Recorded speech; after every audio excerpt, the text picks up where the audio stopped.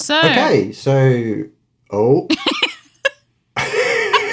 okay, so this week well, we're I was going to be thinking talking about a bunch of shit. maybe Oh, do you want to introduce this I one? was going to say maybe that's a nice way to like split them up. Yeah, yeah. So I'll be quiet. So this week we're going to be talking about stuff that we're watching, stuff that we want to watch, stuff that you might have seen, maybe you haven't.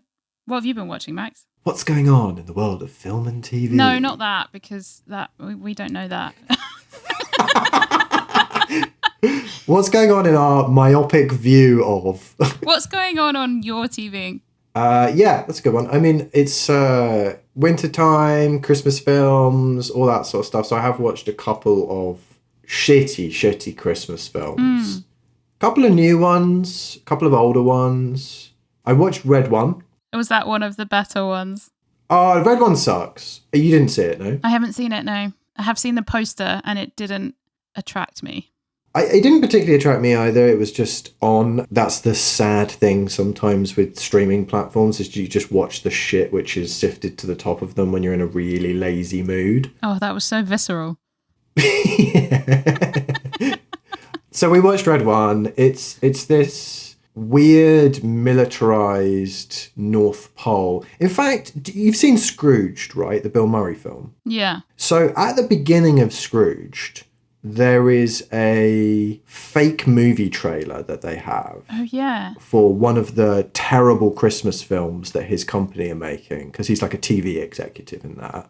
Mm-hmm. Basically, Santa has been kidnapped by terrorists, and the only person that can save him is Lee Majors. And so Lee Majors comes in with a machine gun and he's shooting terrorists at the North Pole, and then he's teaming up with the elves. And this is essentially that. Okay. So it's Dwayne "The Rock" Johnson in place of Lee Majors. Santa's been kidnapped, not by terrorists, but they're basically terrorists, headed by an evil witch, played by Kiernan Shipka. No. Yeah, who is way too young. And I like her as an actress, and I actually saw a film not long ago with her in... I mean, I know her from Mad Men, really. Oh yeah, when she was even younger. She was good in Mad Men. I didn't watch Sabrina. She's good. I've seen Sabrina. She's good in that. There's a film that came out recently. The one I'm thinking of is called Totally Killer, which was fun. It's like a slasher film where she goes back in time. Oh, that sounds good. It's not bad. Like, it's another Amazon Prime film. Again, it's not great. It's not cutting edge cinema or anything, but it was fun. She was way too young to play an evil witch in this film. She's still Sabrina. Yeah, it was just a bonkers casting decision. Did you see Bodies, Bodies, Bodies? Yes. Is that with Pete from SNL? You know, he dated Kim Kardashian and Ariana Grande and... Pete Davidson. Yeah. Pete Davidson. It's just because you were talking about a slasher film, and it feels like it will probably be a similar tone. It was what it was, and it did that fine, but it all fell apart in the final scene. Like, the final shot was so flat, and it could have been so good with one slight change.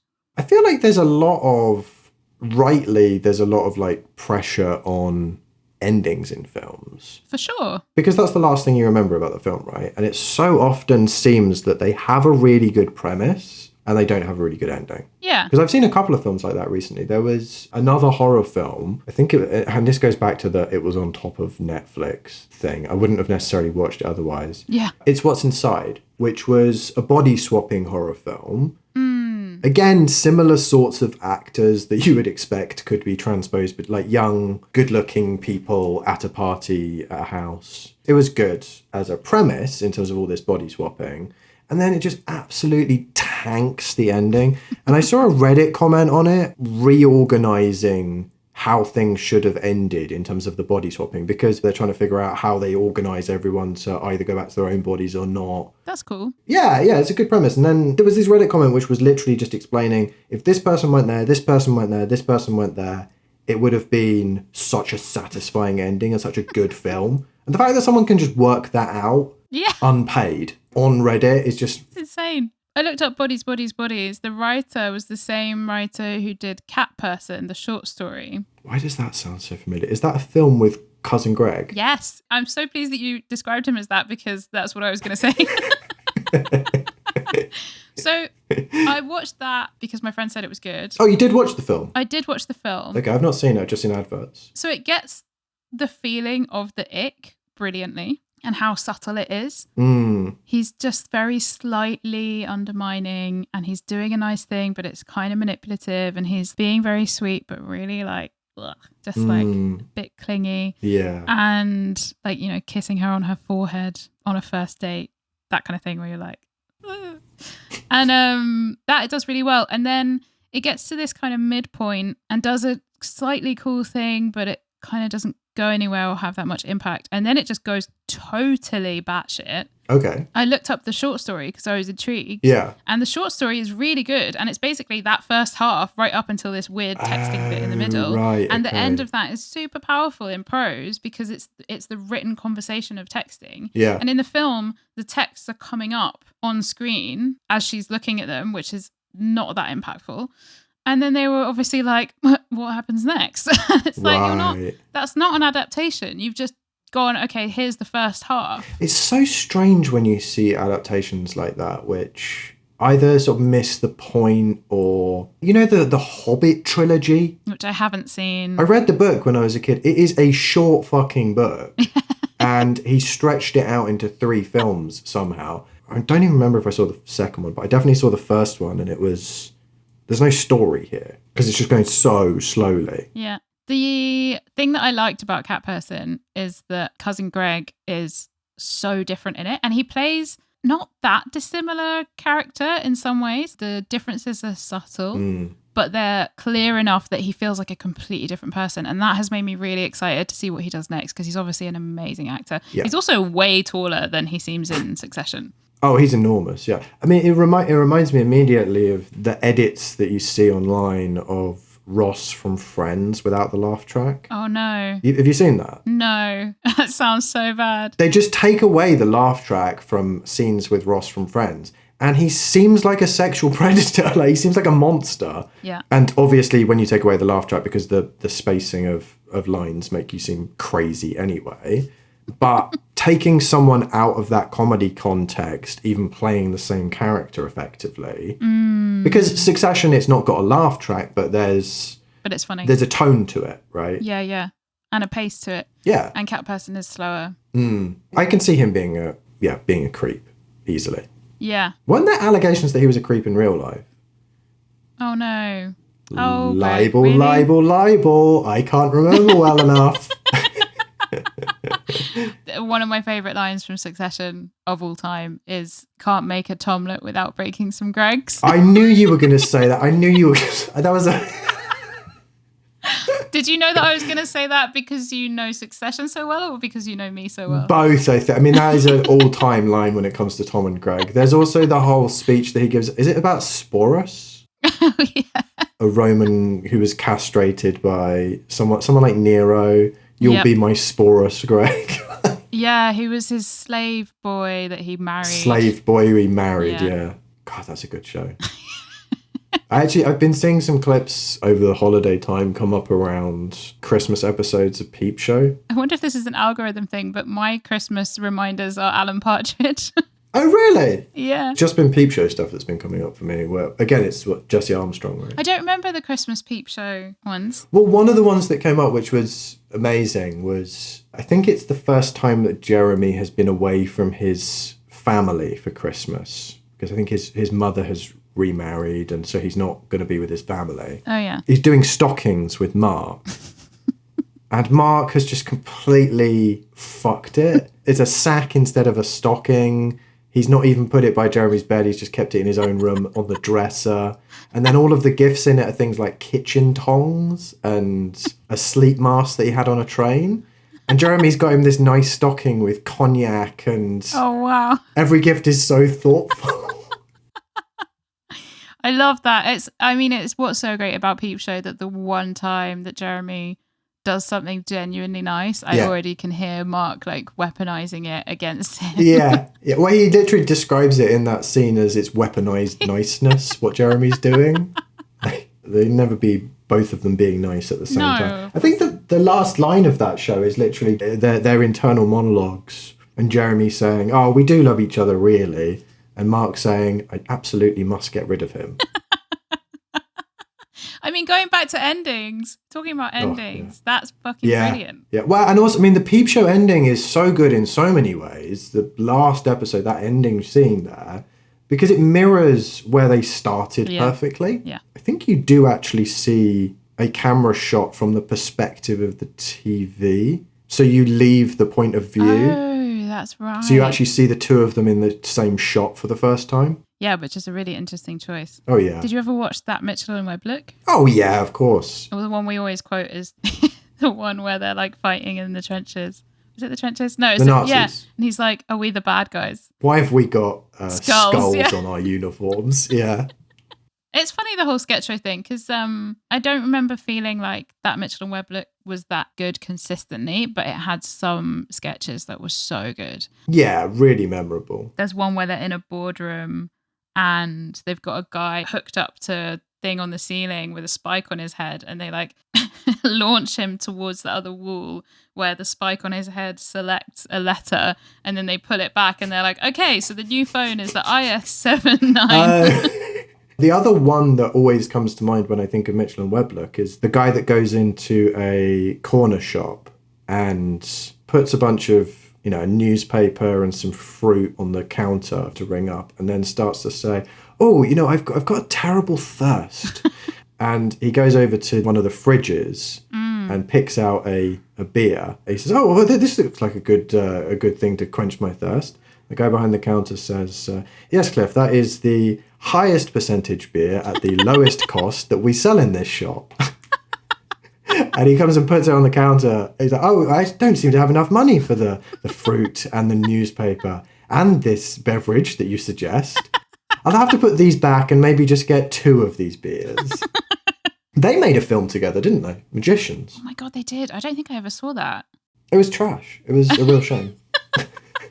But it makes sense because sketch performers don't always translate into films, right? No. SNL is a great example of that, where there've been a number of films that have come out of SNL characters that fucking suck. Like what? Night at the Roxbury. I don't know if it comes directly from a character, but Dana Carvey's Master of Disguise. Have you seen that film? No, I haven't. One of the worst films ever made.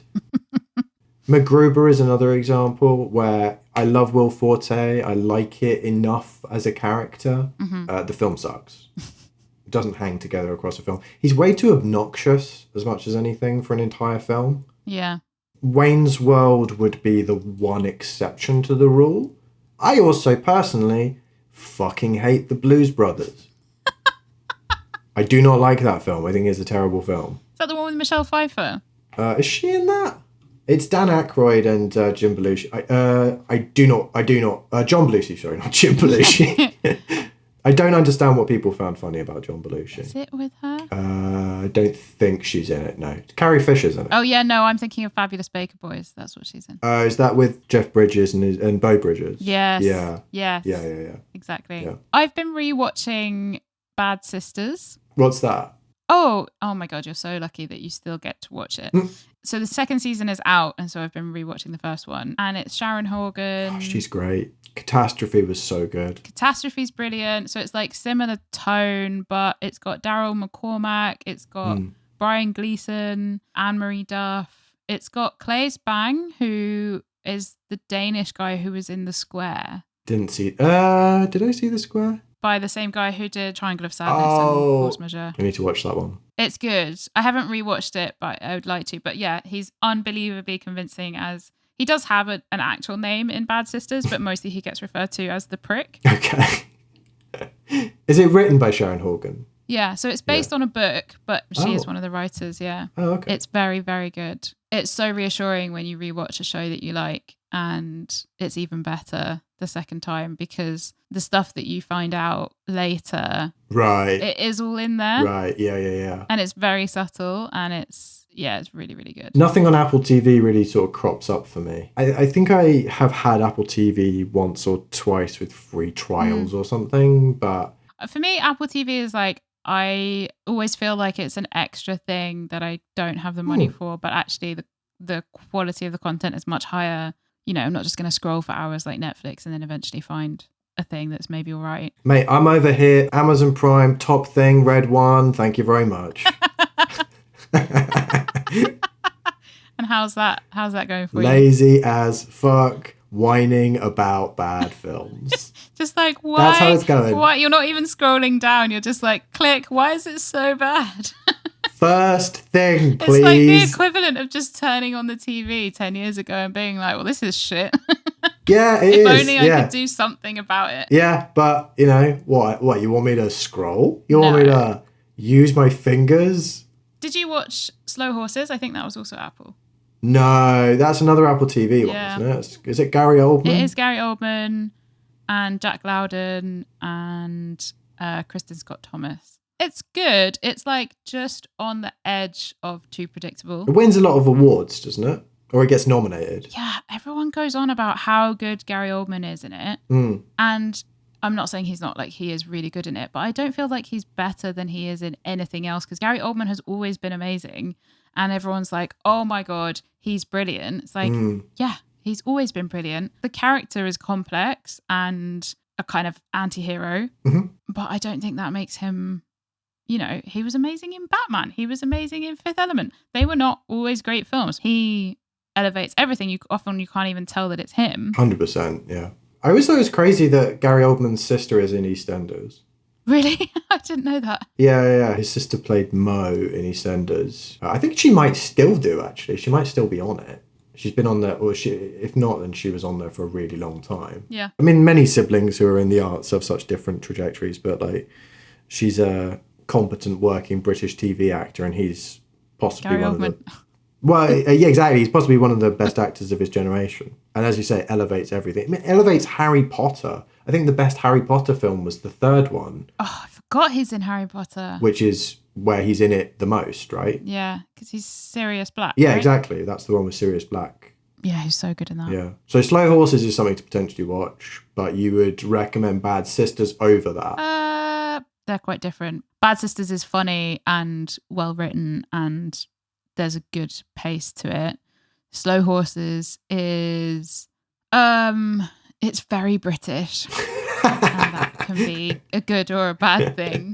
It's indulgently British, you know? Yeah. But the comedy that happens because of that is good. Having moved out of the UK, sometimes watching stuff like that is nice to sort of see with a bit of distance. Oh yeah, you get a lot of like really nice, subtle pass ag and manipulation and people being rude in a very specific way.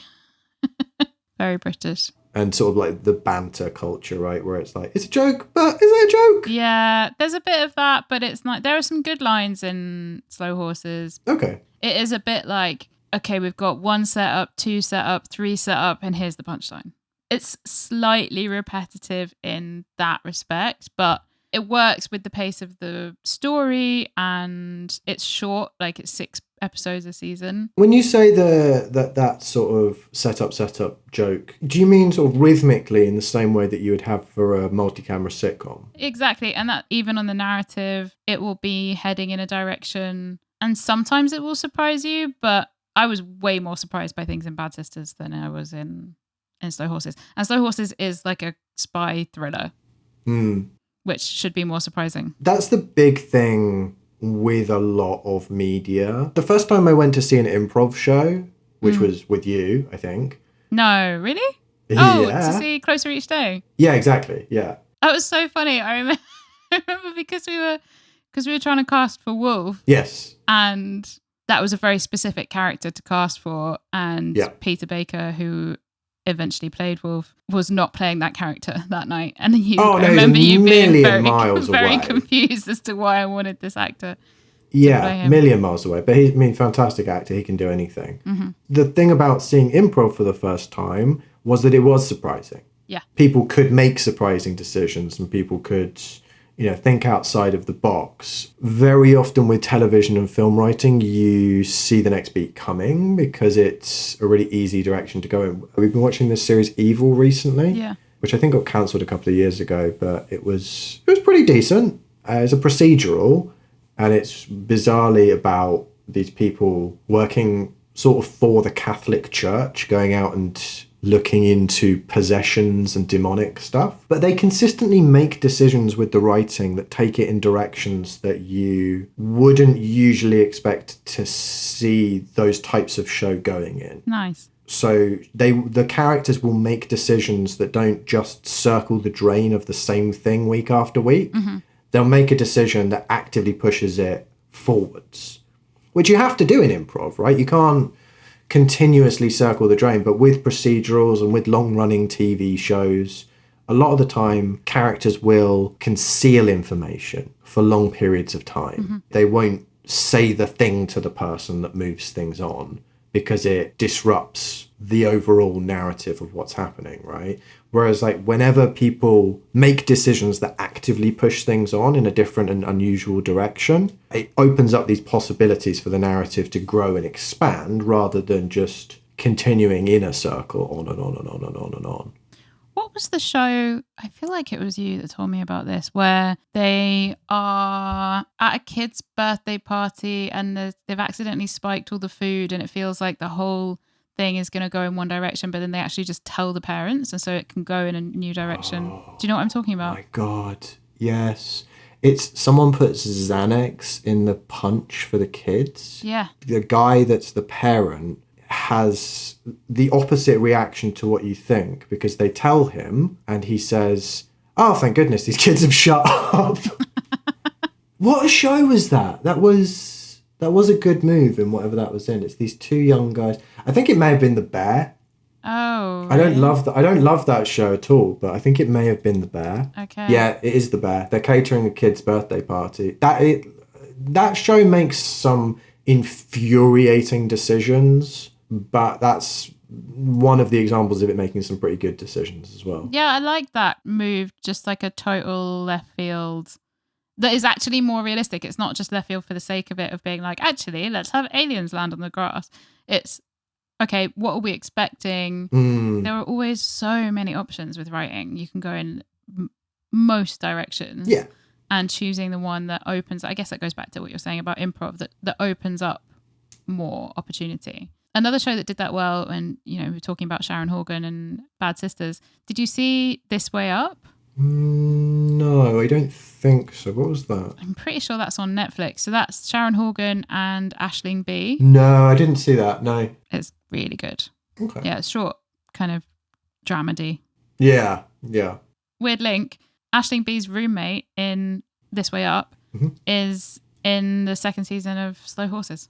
And it took me an entire episode to be like, who is that guy? Why do I recognize him? When we talked about Madam Web, there is an actress in that you mentioned.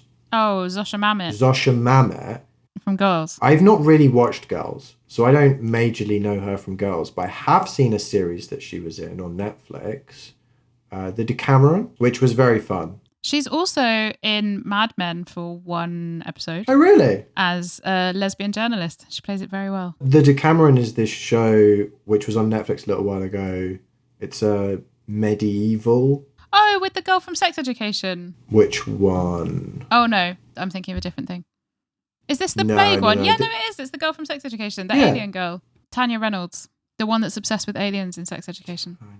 She's an illustrator. Oh, yes. What else have I seen her in? She's good. She plays a therapist in something. And I mean, kind of the point is that she's too young to be a therapist, but it doesn't really... Right, okay. What was that I saw her in? I remember watching the Decameron and definitely thinking, oh, she's going to have a very good career. Yeah. Because she's great. Breeders. She was in Breeders as a therapist. No, I didn't see that. I tried watching that. The Decameron, and I didn't get very far. Oh, I liked it. I enjoyed it. It was fun. It's a weird thing to say for TV because obviously it is, but it just felt so staged. Interesting. Staged in the sense of we're going to put the camera here so everything else needs to fit around it and then stay on your mark. And I'm just bored of stuff like that. Oh, I see. Like, I see. stilted. Okay. It's interesting with something like that, which is it's a period piece and it's also comedy, and so it's not necessarily. I haven't seen Bridgerton. I don't know if Bridgerton suffers from this, but you're not going for authenticity in period piece, and you're also not going for completely silly. Like the costumes are kind of trying to mimic what would have been going on back then, as are the sets. It does inhabit a weird space. They don't make. I suppose Blackadder kind of does that as well, though, to an extent, right? Blackadder strikes a similar sort of weird historical comedy tone in a different way. But yeah, but it's always got the same tone. Yeah. The second, from not including the first season, like 2, 3, 4. Yeah. They just map the same thing onto different historical periods with similar characters. But then that also becomes the joke of like they all are in these different positions that. Yeah, and they're in these sort of cycles. Yeah. Oh, I don't know if we need like some kind of ending for any of it. Do we need some sort of general kind of like punchline or tagline that we have as an ending line? Well, like I guess it really was far from ideal. You can say that, but I'm gonna. You're gonna cut that, are you?